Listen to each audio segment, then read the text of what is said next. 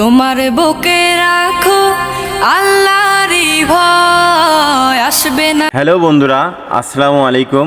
আবারও আপনাদের মাঝে আর একটা ভিডিও নিয়ে চলে আসলাম। আজকের ভিডিওটা হলো যশাই এবং পাটকাবাড়ি যে সড়ক, এই সড়কের দুই পাশে এমনভাবে আগাছা জন্মেছে।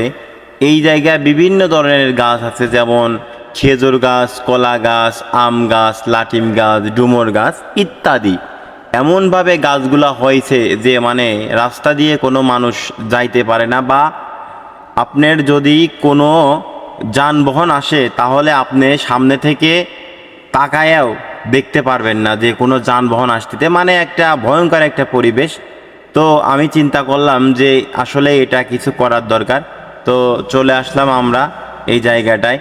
আসলে এখানে প্রায় আপনার 1.5 ঘন্টা মতন কাজ করেছি। তো প্রচুর পরিমাণ এখানে গাছগাছালি ছিল, যেটা হলো প্রায় আপনার 65 থেকে 70 হাত একেবারে আমরা পরিষ্কার করেছি।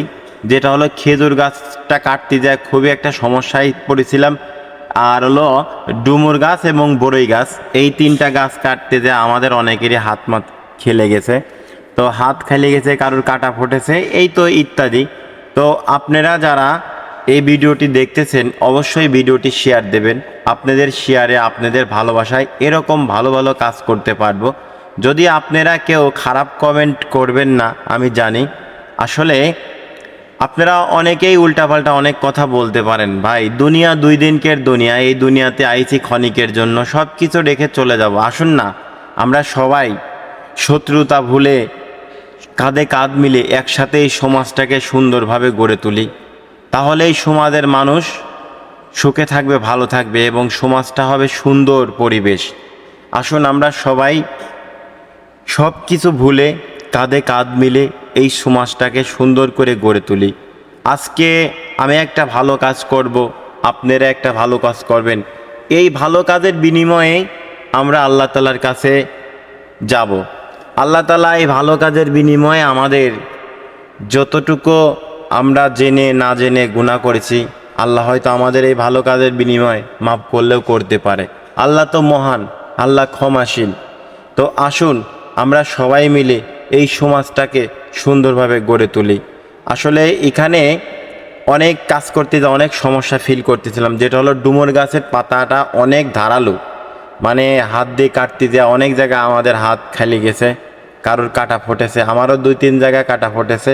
আসলে এই রাস্তাটা দিয়ে সামনে যদি কোনো যানবাহন থাকে, রাস্তা দিয়ে যাইতে গেলে দেখা যায় না, মানে মুখোমুখি একটা সংঘর্ষের একটা ভাব হয়েছে।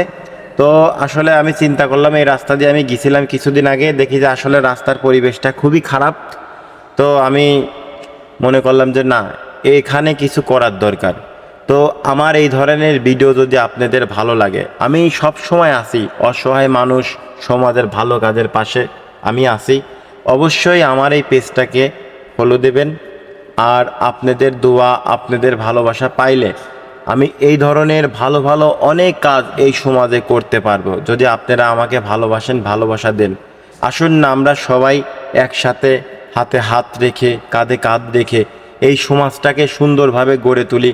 কারোর সাথে হিংসা নাই, কারোর সাথে বিবাদ নাই। সবাই যদি মিলেমিশে একসাথে এই সমাজটাকে যদি আমরা গড়ে তুলি, আমাদের সমাজটা হবে সুন্দর। একটা নতুন প্রজন্মের জন্য আমরা একটা মেসেজ দিই। আসুন আমরা সবাই মিলে এই সমাজটাকে গড়ে তুলি, সমাজটাকে ভালো রাখি।